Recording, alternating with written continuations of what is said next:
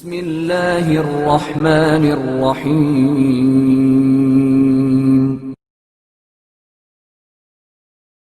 علی ابن میثم اور ایک مادہ پرست۔ ابو الحسن علی ابن میثم اپنے زمانے کے انتہائی دانشمند اور فاضل ترین انسان تھے۔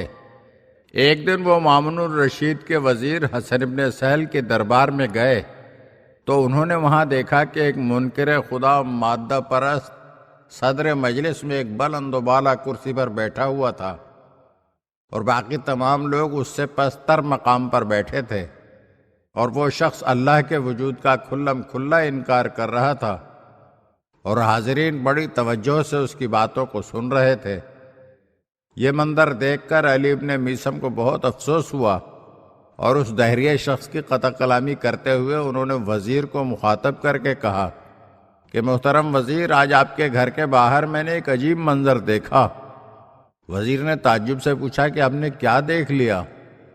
علی ابن میثم نے کہا کہ میں نے ایک کشتی کو دیکھا جس میں کوئی ناخدا نہیں تھا، مگر وہ کشتی کسی ناخدا کے بغیر خود بخود گھاٹ پر آ لگی اور وہاں سے سواریوں کو اپنے اندر سوار کیا، پھر چل پڑی اور لوگوں کو آپ کے گھر کے قریب اتارا، اور پھر یہاں سے اس نے سواریاں بٹھائیں اور دوبارہ اپنی منزل مقصود کی جانب چل پڑی، اور اس نے وہاں جا کر تمام مسافروں کو اتار دیا۔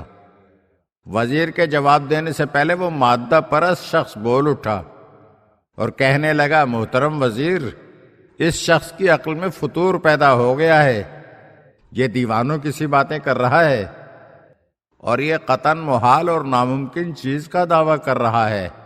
آپ خود سوچیں کہ ناخدا کے بغیر کشتی دریا کا سفر کیسے طے کر سکتی ہے، اور ناخدا کے بغیر اپنے منزل مقصود پر کیوں کر پہنچ سکتی ہے؟ مادہ پرست شخص کی یہ بات سن کر علی ابن میثم نے کہا، احمق میں نہیں تم ہو۔ جب کوئی کشتی ناخدا کے بغیر ایک دریا کو خود بخود عبور نہیں کر سکتی تو موجودات کا یہ لامتناہی دریا جو تمہیں نظر آتا ہے، اس میں موجودات بغیر ناخدا کے کس طرح سے سفر کر سکتی ہیں؟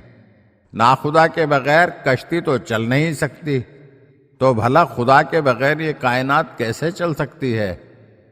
یہ ہزاروں کہکشائیں اور ستارے سیارے اپنے اپنے مدار میں بغیر کسی خالق و مدبر کے کیسے سفر کر رہے ہیں؟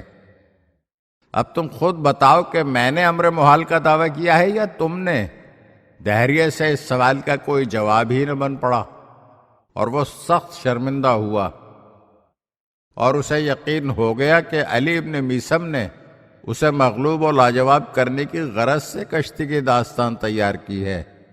چنانچہ وہ شرمندہ ہو کر باہر چلا گیا، اور وزیر حسن ابن سہل یہ گفتگو سن کر بڑا محظوظ ہوا۔ اگر آپ ہمارے چینل کی نئی ویڈیوز دیکھنا چاہتے ہیں تو ہمارے چینل کو سبسکرائب کریں اور گھنٹی کے بٹن کو دبائیے تاکہ ہر آنے والی ویڈیو آپ کو جلد موصول ہو سکے، اور ہاں، لائک اور شیئر ضرور کیجیے اور اپنے قیمتی کمنٹ سے ہمیں آگاہ کیجیے۔ شکریہ۔